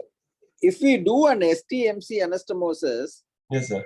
Would we be circulating the superficial perforators alone, or does it matter to the deep perforators also in an STMC anastomosis? No, so it will take care of the cortical territory primarily, and the ACOM, whatever the filling, it will take care of the proximal MCA territories. So still we'll have to depend on the ACOM to feed the deep vessels. Yes, sir. The perforators will be definitely supported through the ACOM. So if STMC bypass is planned, we'll plan an right ICA revascularization maybe after 6 weeks or 2 months, after 12 weeks. If we see the infarcts are an internal watershed infarcts. Yes, it's in the region of the superficial vessels as well as the deep vessels. So it's a hemodynamic. Yeah, hemodynamic. Yeah, maybe, or due to the stenosis also. Yes, sir. So it's a deep watershed infarct. Yes, sir, definitely. So it's more of an hypoperfusion related ischemia, and not an embolic, sir. That's my point. Yeah, that's right. No, STMCA will take care of the superficial perforators. Yeah, but yes, for the deep perforators, we still depend on the right ACA. Yes, sir, through ACOM. Thank you. Thank you for enlightening. Thank you. Thank you, sir. Any more comments, please? Vijayan wanted to say something. And Listen, nothing like that, but it was a wonderful case. Though he made it look very simple, I think a lot of thinking and discussion must have gone into it before doing this, because the natural instinct is to always go and tackle that 80% stenosis on the left side. But by rule, we know that we should never touch the collateralizing vessel and leave the collateralizing vessel and treat only the disease side. And that's what they've done. Wonderful. They've had an STM-MCA by as a standby. So that's excellent work. I think a lot of discussion must have gone. He made it look simple. That's a presentation. He made it look very simple. Actually, I think that those must have been really terrifying and horrifying moments. That is Ritesh's time. There's a question in the question box. How long can we allow permissive hypertension in carotid artery disease? How long can we allow a permissive hypertension in carotid artery disease? That is a question, Ritesh. So we know because considering the hyperperfusion, which is documented in CT also, CT perfusion study, and she was getting clinically recurrent ischemic symptoms, confined to same territory. So to sustain the support through ACOM, we didn't go for a very aggressive hypertension. This was we consciously didn't allow the BP to fall with an antihypertensive. So we allowed a natural. So we discontinued whatever she was on beta blocker, I believe. So we discontinued with cardiology consultation. She had a good LV function. Her LV ejection fraction was normal. So we slowly tapered the antihypertensive. We never increased the BP, sir. Thank you, Ritesh, for clarifying. Ritesh, incidentally, I would like to know how much of superficial temporal middle cerebral bypass have you all been doing at SIMS? and what were the indications and what have been the outcomes? Because all of us know, but that STMCA is not all that workable. So what has been the your experience, Ritesh? I would like to take this opportunity to ask 7 you. years, yes, sir. In last 7 years, our team has done around 54 cases. 52. 50, 50, sir. Oh. Majority of the indication is used to be the IC occlusion bilaterally due to moya pathology. We have done around 14 to 15, maybe 14 cases of that will be in atherosclerosis. We have one patient tomorrow also, which has a similar pathology in a young female, same morphology, a young diabetic 43-year-old female. So atherosclerosis may be 1/3 or less than 1/3 of the total. Mainly moya pathology, sir.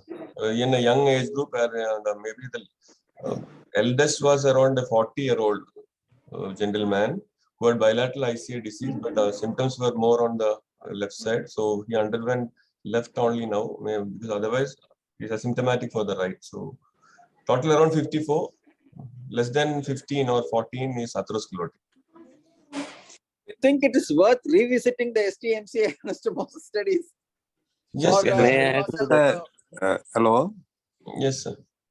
In Madurai, Professor Suresh Babu, he did the first STMC anastomosis in 1982, I think. So it is the first case done at Madurai Medical College Hospital. Rajaji Hospital. Here also, here also it is Suresh Babu who is doing it, sir. Ishwardas, sir. Here also he is doing it. Oh, very nice. Point is, Very nice. see, once upon a time, that was the most common surgery done. STMC, just correct, like that, correct. it was being done in US. Till Correct. the study came out, when it was shown that it is of not much use. And now Correct. it's slowly coming back again. And that is why I wanted to know from Ritesh, is there a point in revisiting the STMCA bypass and its usefulness? Probably, Ritesh, you should take it up and sort of bring it to the forum and publish or present or whatever you want to do. Sir, if I may add to that, when we were in Singapore, National University of Singapore, National University of Health, there they do very commonly this STM-MCA bypass. They do, previously they were doing xenon perfusion CT. Now, Professor Vijay Kumar Sharma from Singapore, he does a lot of TCD for these patients, correlates it with perfusion CT scan, and then he has shown improved perfusion following STM-MCA bypass. They do it very, very commonly in Singapore. That much I can tell you. Vijayan, just one comment, Vijayan. A lot of places they might be doing, they are doing it. But the point is, the RCT which was done to establish the superiority of STMCA bypass it has failed, not sir. It supported failed. the use Yeah, of yes, sir. RT this Yes, bypass. sir. Agreed, sir. Agreed, sir. So Agreed, we sir. would have to go ahead with the study to say that it does help. That is what I was asking Dr. Ritesh to do. So shall I add one more point? Shall I add one more? The moya, which is very commonly seen in children. We have done in a few. It is not a very difficult procedure as it was told before. It was done even in children, and STICA bypass was very commonly done. Even now, it is being done by young neurosurgeons also. You mean you can understand several young neurosurgeons who have come. The STICA bypass, they have started taking it. But the problem what we encounter is that most of the time, moya or other atherosclerotic moya, all those moya are all progressive disorders. And once you do the ST bypass, and initially there is an apparent improvement. We have had one patient named Deepak and another. They again came with stroke. So in spite of the ST, being a progressive disease, how far, as Natarajan sir put out, we need more and more studies on that. We are doing a procedure for a progressive disorder. Megandan sir, I would like to ask one more question of these moya cases. Yes, sir. Where such procedures are not being done, do you put them on long-standing aspirin, antiplatelet agent therapy, dual? We put them on aspirin, which we invariably fail. And most of the time they come back, and we have had mortality is very high. In spite of aspirin. Aspirin is the only drug which we can try in children. Clopidogrel study is not very much accepted, sir. And aspirin we all definitely put on, but most of the time, except 1 or 2, probably they have gone to the school age. I can remember 2 to 3 children we have lost recurrent strokes. One child developed hemorrhage. Yeah, that's not. Thank you, sir. Thank you. There is one question in the chat box, Mukundan. Yes, Dr. Anandi.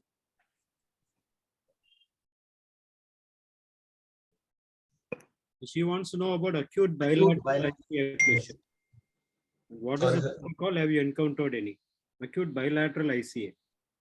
Yeah, I would like to ask the question by myself. Like acute bilateral ICA, like MCA territory infarct, which is showing an ICA, like ICA stenosis or thrombosis. What is your protocol? Like you do go for stenting or?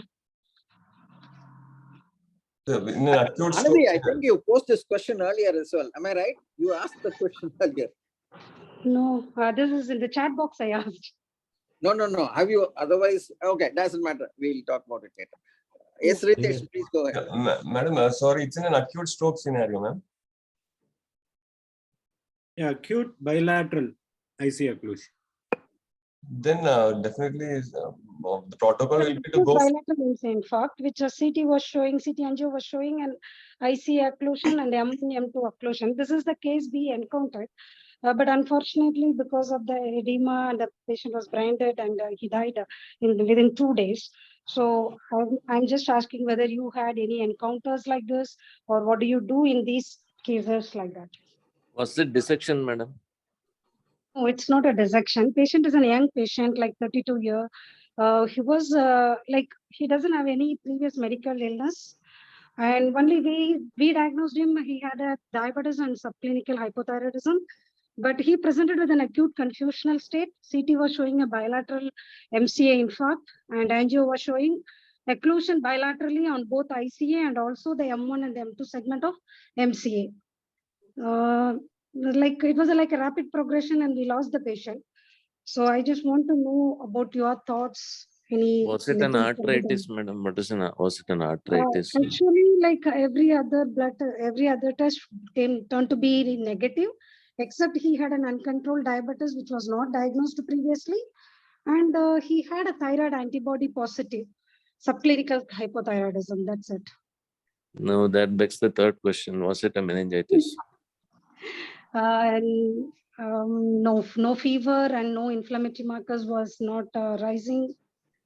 So I don't think so. It's a meningitis. Anandi, Yes, when you say acute bilateral, what was the time frame? What was the time frame of this acute bilateral? Like when he presented, it was almost 3 days. So actually, like first 2-3 days, he was just having a headache and little bit intermittent confusion. And when he presented to the ER, it was almost like 3 days over. That's more like an acute on chronic. One thing that begs the fourth question. That begs the first question: did he have any features of Ehlers-Danlos syndrome or hyperomocysteine? No, Dr. Ritesh was about to say something. Can you continue, Dr. Ritesh, please? Sorry, if it is beyond the acute thrombectomy window and it was a progressive disease, then we could have done a vessel wall imaging MRI and define whether it is an atherosclerotic or a vasculitic.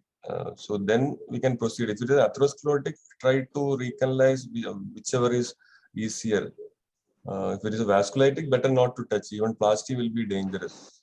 So vessel wall may guide us in deciding the further course maybe, and the vasculitic workup as Sir was discussing. Ritesh, does the bilateral acute involvement, does it give any clue at all as to the possibility of? It would have been happening over time, and suddenly it has gone for shutdown. Maybe one side was supporting the opposite also. Mostly the picture ma'am was describing, it could have been a progressive atherosclerotic or could be some inflammatory, could be infective or non-infective vasculitic. So vessel wall with a good definition of the wall enhancement can give us some guidance. Most likely something that has evolved over time, with an acute thing, it can be devastating. Yeah. It was devastating, isn't it, UMS? The way she described. The presentation started has a headache and No, but just for 3 days, and they lost the patient. Edema was there. It was sort of devastating. no, so it was devastating in that sense. What I'm talking about is the onset. Yeah, bilaterally the ICA occluded. Yeah. I think it have been a really, so it must have been an underlying with some acute occlusion to, there must have been at least briefly. Yeah, even we thought there is an underlying atherosclerosis with the overlying acute onset, but how come it's bilateral on the same, like it's devastating and rapid within 5 days. If you How old was the patient? How He's old 32, was 32. The other thing, and in the cardiac status, that was fine, doctor. We could have done an echo that was normal, and we sent for vasculitic and thrombotic profile. Everything turned out to be normal, doctor. even vasculitis does not present two ICAs occluding at the same Yes. time. So Yeah. that's unlikely. Cardiac, where the emboli could have gone out of the heart, and so you may not find anything on the echo. Anything on this, yes. To happen. Yeah. Thank you, madam. Very interesting question. Yes. Thank you. Very difficult question. That was a nice case and nice discussion. We thank Dr. Ritesh. Thank you, sir. thank you, Ritesh. Thank you, sir. Now We I'm go ready. to Yeah. last case. Yeah. By Professor Leonas. I'll try to make this quick because only 20 minutes. So this is the patient, and as you can see, no, we will probably start with the next one. He describes his history is a 16-year-old. Video எடுக்கிறேன் சம்மந்தம் தானே உனக்கு என்ன சொன்ன மாதிரி teaching purpose publishing purpose இது ஏதாவது 4 பேருக்கு இதை பத்தி சொல்றதுக்கும் யூஸ்ஃபுல்லா இருக்கும் முன்ன திரும்ப ஃபாலோ பண்றதுக்கும் எனக்கு யூஸ்ஃபுல்லா இருக்கும். As you can see, he has presented with slowness. You can obviously see the hypomimia, the staring eyes. And he had bradykinesia on both sides. 13-14 years 2008 NIMHANS போயிருக்கு. அதுக்கும் முன்னாடி ஆரம்பிச்சு 2022 இல்லையா அப்படின்னா கிட்டத்தட்ட 15 வருஷமா இருக்கு. My age he is now 28 years old. I started at the age of 13. அது மாத்திரை போடும்போது பெட்டரா இருக்கு.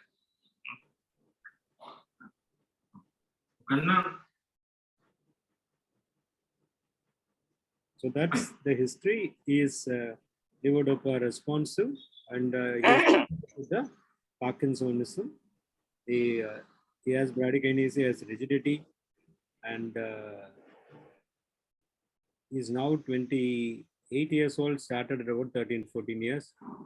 That is the other part of the examination. There is no family history.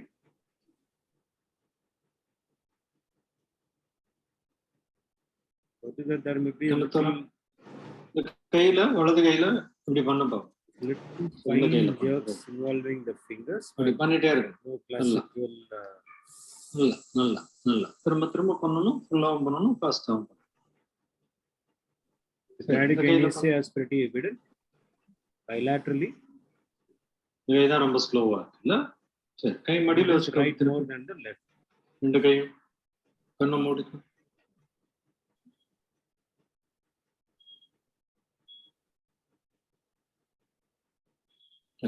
கை நீட்டு, ஒரு விரல் நீட்டு, இந்த பக்கம் நீட்டு, ரெண்டு பக்கம் ரெண்டு கையும் ஒரு விரல் நீட்டு, ரெண்டு கையும். இந்த கையால மூக்கத்தோடு. There's no intention tremor, no ataxia, no sensory loss. கையில செய். கை எப்படி வை? Minimal distal weakness. He has distal exaggerated deep tendon reflexes, all 4 limbs. So he had pyramidal signs. Go to the next video. That's his eye movement. I will leave to you to interpret. Right look bar, left look bar, near left bar, right bar. Good. Left bar, right bar, left bar, right bar, near left right bar, left, right. As you know, in left, Parkinson's, right. the self-generated Good. saccades are generally Hello, more sir. affected. UMS, you are Yes. not audible in the background sound which is going on. I You will have to increase your volume. No, sir, it happens, sir. When this audio is going, it may not. I just wanted to say that, as you know, in Parkinsonism, the self-generated saccades without a target are more affected than ones that are given a target to look at. கீழே பாரு கீழே கீழே மேல பாரு கீழே பாரு தலை தூக்கூடாது normal good பெண்ண தரும் மேல பாரு பேனா பார்த்துட்டே இரு பேனாவே பாரு பேனாவே பாரு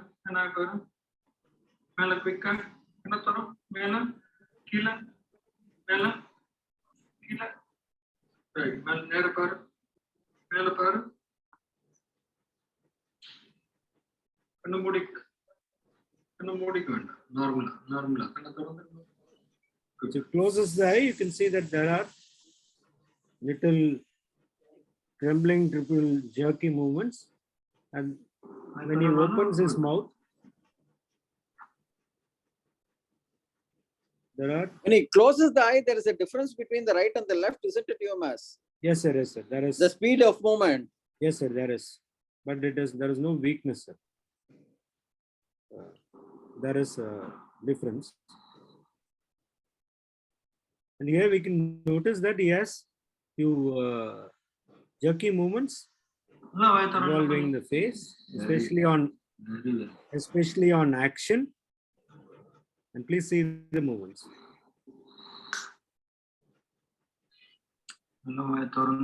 Are we seeing some movements in the tongue also? One. Yes, sir. There is a movement in the tongue also. Good.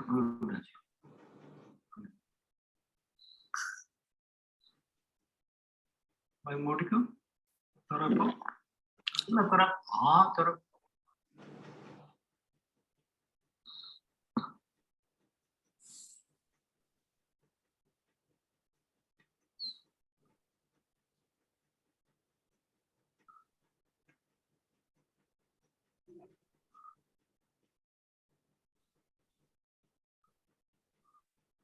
But there is some movement of the tonsillar walls even. The jerks that are happening. About perioral tonsillar walls. The tongue. And even the eyelids. So his MRI, so he had no.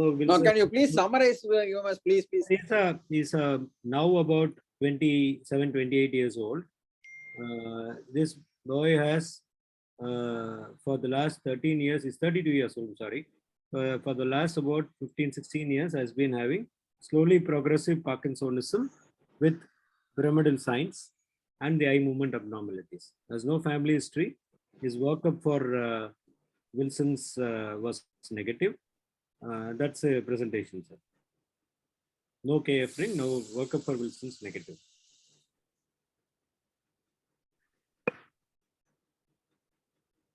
We will show the MRI also. This is the patient's MRI.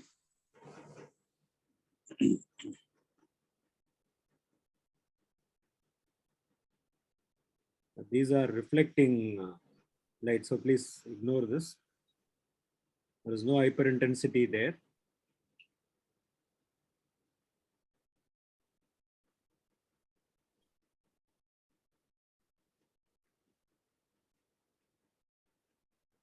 So, any thoughts? Any gastrointestinal signs? Sorry? Any gastrointestinal signs like abdominal pain, weight loss? Or Whipples. She wants to know about Whipples. Yeah. I think she wants to know about cerebrotendinous xanthomatosis too. No, Whipples also, but it's long duration. 14 years ago. Yeah. Any cerebellar or lower motor neuron signs, UMS? No, sir. No, nothing very obvious. So no cerebellar signs. No fascics elsewhere. No fascics elsewhere. The little, what we saw in the fingers, we had a little there, but no fascics elsewhere. The little ones in the fingers, little few jerks he was having. It was not that postural tremor or cortical tremor. It was not a to and fro movement. He had a little, what we might call polyminy. and the jerks around the face. With the onset at such an age, do we Yes, sir. have to consider genetic Parkinsonians? Yes, sir, very much. So, I mean, there are so many genetic Parkinsonians. In which of that will the UMN signs and this perioral dyskinesias come in? Probably that would be the clue. Kufor-Rakov syndrome is possible, sir. But Jacob, yes, definitely possible. Kufor-Rakov. Yeah, Definitely yes, possible. It is very definitely possible. But where do you think of Kufor-Rakov? But is it universal? I mean, it has been reported, sir. It has been reported. Even from India, there have been one report from Jaipur, one from Bangalore. So there have been cases I've seen reported. But why think of Kufor-Rakov, Jacob? Is there anything specific? Yeah, this eye movements were slow. No? Vertical eye movements were very we can't understand from yeah, the videos. that's a point. That's a point. Yes. This vertical supranuclear gaze palsy is a definite point for it, and jerk movements of this tongue and face also occur in Kufor-Rakov, sir. Correct. I thought that's right. So very good thinking. So the diagnosis, well, this is a MRI report. We'll ignore that. It is Kufor-Rakov. But why I'm showing this case is for the clinical finding. Now, so this Can't see this slide well. You must can't read it well. Can you sir? Can you zoom it, please? Sir, it says homozygous likely pathogenic variant consistent with phenotype detected, and it says ATP13A2.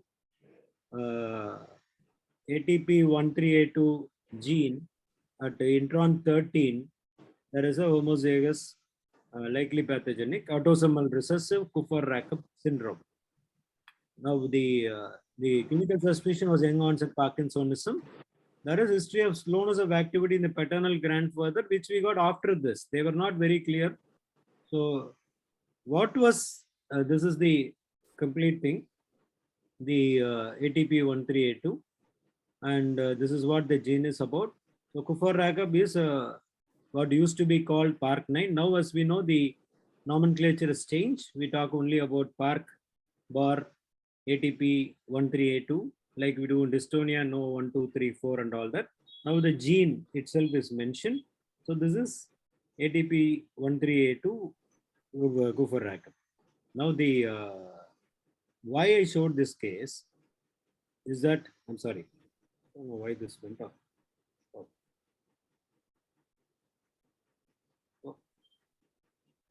Can we see the MRE again? Yeah, I'll come to that. Just open this. I don't know why this closed.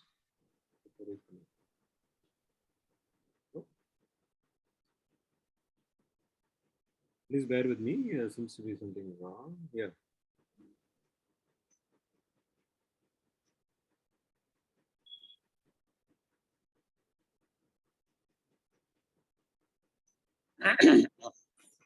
Right. Okay. Now I will share this again.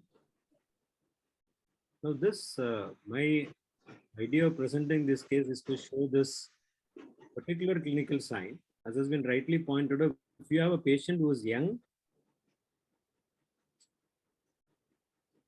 pallidopyramidal syndrome, and has a vertical supranuclear gaze palsy, Kufor-Rakov should come into mind. But what is more important is this, what is called FFF myoclonus. This is facial fascial finger myoclonus.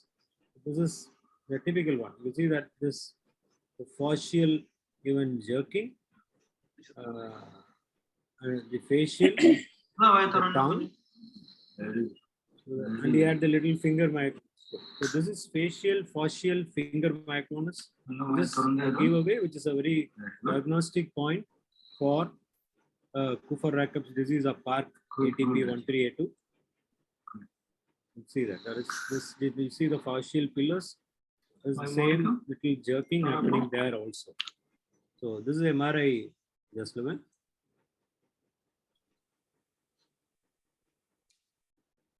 Are there features of an NBIA? Not so, no, sir. Not typical. Well, we have only atrophy here. The typical feature in MRI of Kupffer-Jakob is the cerebellar atrophy that happens and the diffuse atrophy that goes into it. But there is some cerebellar atrophy and there is diffuse atrophy that goes into it. You can actually see the little prominent for a guy who is 32 years old, with prominent ventricles, the mild striatal atrophy, the caudate is a little atrophied. You see that caudate is not that prominent. So for this amount of cerebral atrophy, doesn't have any ataxia signs. Does not have. That is why Kupffer-Jakob probably in future might develop cerebellar, but right now it doesn't have cerebellar. Right. Do they not have iron deposition in the basal ganglia? They need not have, sir. Not all with NBA. Need not, or it's generally not? Generally not. Some of these NBIAs can show iron occlusion, some may not. Only the PANC2 mutation is the one that typically presents with the eye of the tiger. Others have other regions involvement. Kupffer-Jakob is predominantly because some patients have been defined with iron accumulation. It is under the category of NBIAs, but it is not a usual feature. A little word about Kupffer-Jakob. This is to go further. We tested the father and mother. Both of them were heterozygous. So it's a confirmed case of Kupffer-Jakob. So Kupffer-Jakob is an autosomal recessive disorder of juvenile onset, it is named after Kupffer-Jakob in Irbid, Jordan, was first identified. So it's a founder effect. More and more patients are defined in Jordan, but we know that it has been defined from parts of the world as well. It was first described in 1994. So as I said, this is what I said, the OMIM. OMIM is what most databases go by. Less than 50 individuals, this is from Wiki, we'll have to check that. Kupffer-Jakob, typically rapid onset of symptoms occurs between the ages of 12 and 16. Luckily, this boy did not have, he seems to have a slightly slower course. This is the ATP 13A2 mutation that is found here. It is a loss of function mutation and there are no current disease modifying treatment. This is what the ATP 13A2 gene is in normal cells and where in mutated cells. The mutation leads to abnormal distribution of cations across the cell membranes, leads to patients having a supranuclear gaze paresis and may have dystonic oculogyric spasms, progressive optic atrophy. He doesn't have an optic atrophy as such, and nystagmus becomes permanent. He doesn't have nystagmus, maybe the saccades are slower and slower. Systemic features, juvenile onset, show rapid progressive neurodegeneration. Becomes evident in early teens with development of dementia. That is very likely to happen in this patient too, and cognitive decline. Brain shows atrophy of various areas. That's it, Mukundan. Just wanted to show this case for the clinical finding. And it might be interesting if we keep looking for that finding, we may come up with something rare too. Does the treatment and prognosis differ? The treatment and prognosis, well, compared to the other NBIAs, this is relatively, this boy is responsive to dopamine, sir, but not much of a difference. Sir, I wanted to ask, when you saw him first time at the age of 14 years, what were your first thought? I mean, what was the differential that time? Or did you? Years he was immense. I saw him when he was 26 years. And from that time, it was a struggle to get the genetics done. And plus the family consented. They come from a remote place in Tamil Nadu. From that time, the genetics talk was on. So they had it done very recently. Sorry, did I hear you say that he was in NIMHANS? Yes, sir. 2009, he was seen in NIMHANS. What was their thinking at that time? Juvenile Parkinson's. At that time, we didn't have the luxury of genetic testing too. And he was under follow-up in NIMHANS because he hails from a place near Salem. And he continued to follow up there. So I saw him first about 5-6 years ago. Thank you, sir. Kupffer-Jakob was not the first diagnosis, obviously, in my mind too. Even I was thinking that this is a Jordanian disease. but then he started developing these, read about it. In fact, I suggested to them that we can look for only Park 9 too. But then we went ahead and did a juvenile Parkinson's screening, and this turned to be positive. But he had all the symptoms simultaneously, like Parkinsonism and this myoclonic jerks. The time he came, he had Parkinsonism. The myoclonus was not that evident. Then the myoclonus started developing slowly. Okay, thank you. Thank you. Sudhir Kumar has suggested Park 9 in the question box, chat box. Very good. And also, was it Chaco? James? James. No, who suggested KRS? Yes, I had suggested, sir. You must have a very interesting and nice case. We saw all the findings. So it was the way you were presenting, it was, all the findings were there. That's why clinically we suspected Park 9, old name. And of course, you confirmed it with the genetics. Thanks, Sudhir. Thank you. I thought it was very interesting to know. I have a lot of passion for clinical neurology, and I always try to learn this clinical science more than genetics. And this sign, it was very prominent. The cases that some of them have been defined. One more clinically Kuffar-Rekab that they presented from Jaipur, and there was another one that someone from Bangalore was presented. The myoclonus was not described in those patients. I've heard, I've heard Kailash discussing Kuffar-Rekab, but he talked about this vertical. He talked about this vertical gaze movement, but he didn't mention the 3 Fs. Yes, sir. I don't think he mentioned about the 3 Fs there. He has shown, sir. I have seen him show, but maybe he did not stress it. No, that was on a talk on genetic Parkinson's. It's not a, when he was talking about the genetic Parkinsonians, he mentioned about KRS, but I don't remember. Maybe he could have mentioned, right? I don't know. No, sir. He had specifically mentioned about pallidopyramidal syndrome with cognitive decline in a young patient to in an young adult. Think of Kuffar-Rekab, and especially from that region he was talking about. Yeah, Jordanian boy. Yeah, that I remember. Yeah. Also, this vertical gaze movement I remember, but not this facial finger myoclonus. Yes. Thank you, sir.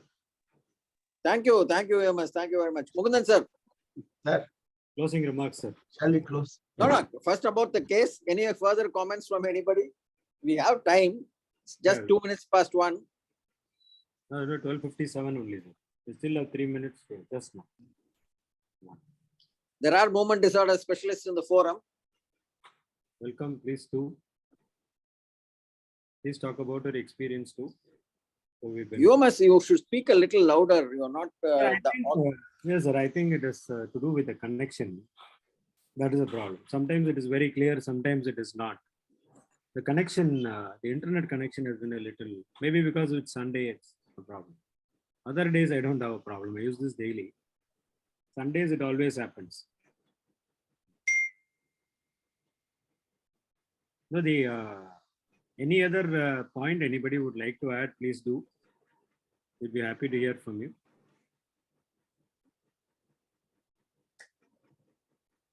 Very happy to learn that case, about that case. Thank you. Thank you, sir. Thank you. I didn't know that KRS existed in this part of this part yes.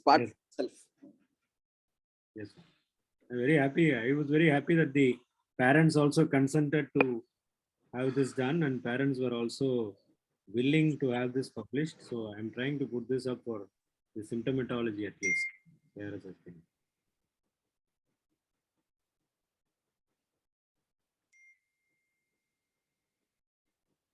Mukundan sir, please. Yes, sir. Your comments and closing remarks.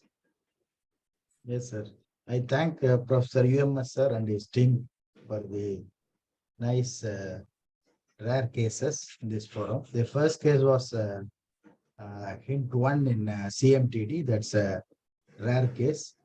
So clinically the finding was raised CPK Then after genetic, they did EMG, which showed neuromyotonia. Then they diagnosed this with the help of genetic study. The next case is, as I told you, in diabetes, there is growing evidence of this cryptococcal meningitis. That was by Vivek Iyer. Then the third was very good work by Dr. Ritesh, a case of young intracranial atherosclerotic disease, and he showed the stenting procedures, everything. And the last was the rare syndrome by Professor UMS, rare clinical finding. I thank all the speakers and the discussants in this forum. Thank you, sir. Thank you very much.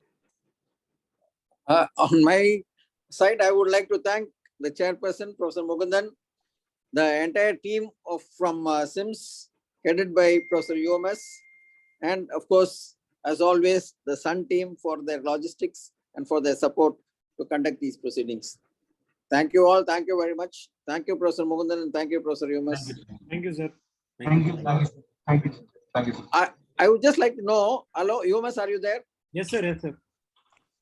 Are Dr. Jacob George and Dr. Sudhir, are they MD specialists? Sir, Jacob George is the professor of neurology in Kottayam, sir. In? At Kottayam, sir. Kottayam professor. Kottayam, sir. Dr. Sudhir Kumar is from Apollo, sir, Hyderabad. Kumar is in Apollo, Hyderabad. Apollo, Hyderabad is a senior consultant there, sir. He studied from CMC. Oh. Okay. Thank you. Thank you, sir. Thank you. Thank you. Thank you, sir. I should thank all the participants also. There was a lot of discussion. Thank all the participants and who took active part. Including the overseas participant, Dr. Udman Ali. Who? Dr. Udman Dr. Ali. Udman is not here, is it? Dr. Udman is not here? He is in Malaysia. Oh, I didn't know that. Anandi, of course, was abroad. I think she has returned now. We had an international audience today, sir. Okay. That's because of you, sir. No. That's because of the MD group. That is because of the. Thank you. Thank you all. Thank you, sir. Thank you.